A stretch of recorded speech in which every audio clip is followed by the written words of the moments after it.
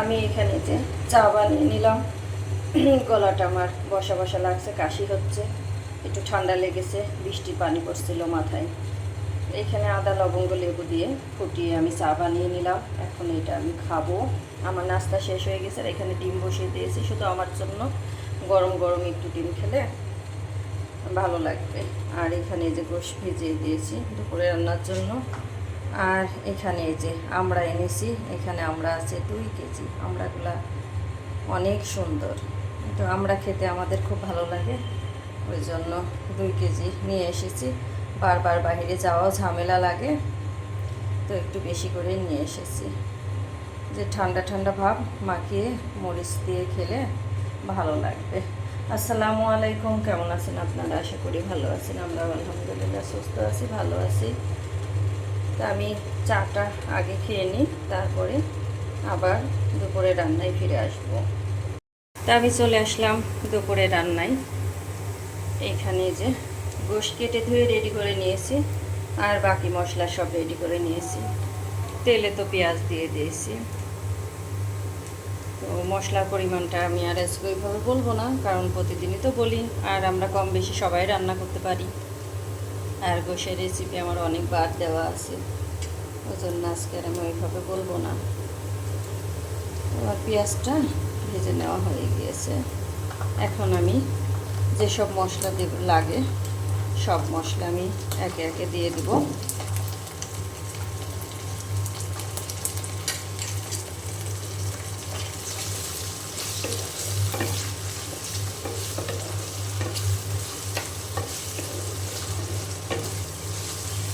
মশলা দিয়ে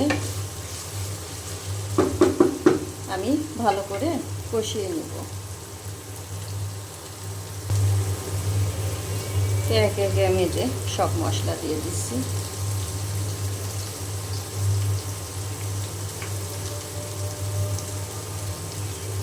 আজ কয়েকদিন ধরেই বৃষ্টি হচ্ছে, তো খিচুড়ি রান্না করা হয়নি, বলছিল মেয়েরা, তবে রান্না করে দেওয়া হয়নি।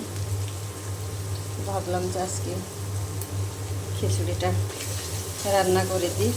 গরমের দিনে তো খিচুড়ি ভালো লাগে না, দেখা যাচ্ছে বৃষ্টি হলে ঠান্ডা ঠান্ডা আবহাওয়ায় কিন্তু ভালো লাগে খেতে। আমি অল্প পরিমাণে একটু পানি দিয়ে দিব মশলাটা কষানোর জন্য।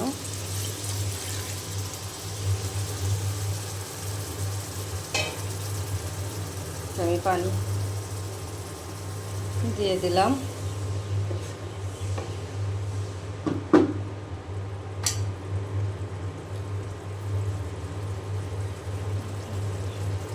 লবণ দিয়ে দিলাম।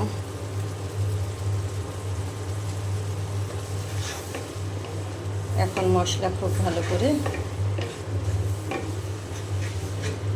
কষিয়ে নিব।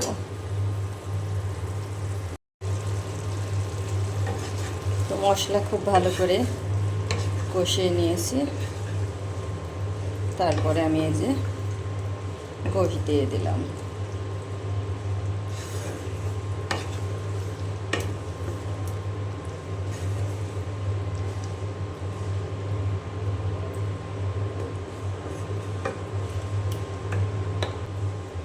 এখন নেড়ে চেড়ে আমি ঢেকে দিয়ে রান্নাটা করে নেব। তো কষিয়ে নেব খুব ভালো করে। তো এখানে গোশ কষানো হচ্ছে। আমি অফ ক্যামেরায় আলু দিয়ে দিয়েছি।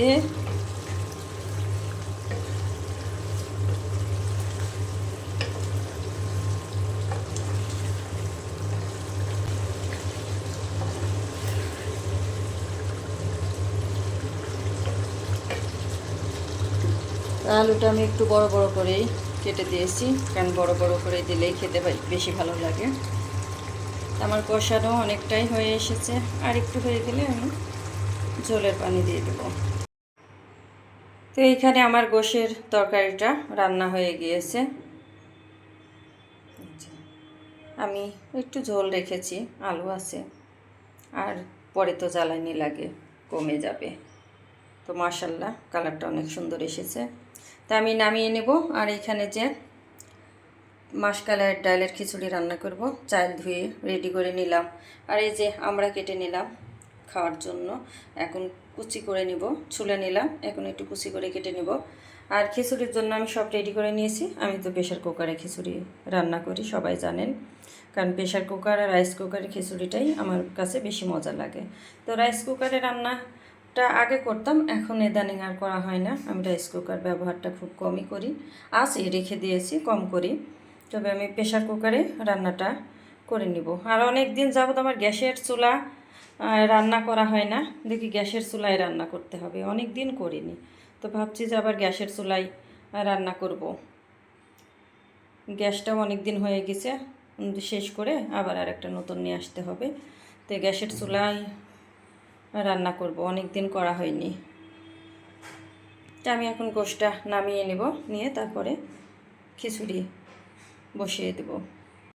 তা আমি প্রেশার কুকারে যে খিচুড়ি বসিয়ে দিয়েছি, এখানে যা যা লাগে সব কিছু দিয়ে দিয়েছি। হলুদের গুঁড়া, ধনিয়া গুঁড়া, স্বাদ মতো লবণ, কাঁচামরিচ, পেঁয়াজ, তারপরে হচ্ছে এলাচ, দারুচিনি, রসুন বাটা, আর জিরা বাটা, আর আদা বাটা, আর তেল দিয়ে হাত দিয়ে ভালো করে মাখিয়ে আমি হাতে মাখিয়ে বসিয়ে দিয়েছি, কারণ হাতে মাখিয়ে বসিয়ে দিলে খিচুড়িটা আমার বেশি ভালো লাগে খেতে।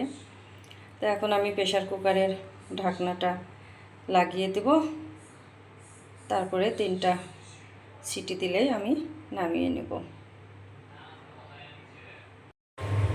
তো সব আমড়াগুলা কেটে নিয়েছি যে আমি এইভাবে। তো কাসুন্দি দিয়ে আমার মেয়েরা পছন্দ করে না, আমি নিজেও করিনি, সেজন্য আমার কাসুন্দিটা আনাও হয় না, আনিনি, খাইনি, পছন্দ করি না, ওই জন্য কিনেও নি আর কি।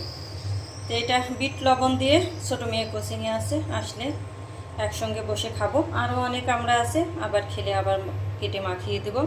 আর আমি তো কালকে যে হাঁড়ি ভাঙা আম এনেছিলাম, এই একটি আম আমি ছুলে নেব এখন। এই আমটি কাঁচা আছে, কাঁচা কাঁচা অবস্থায় ছোটো মেয়ে খাবে বললো, তো আমি ছুলে ছোটো মেয়েকে দেবো খাওয়ার জন্য।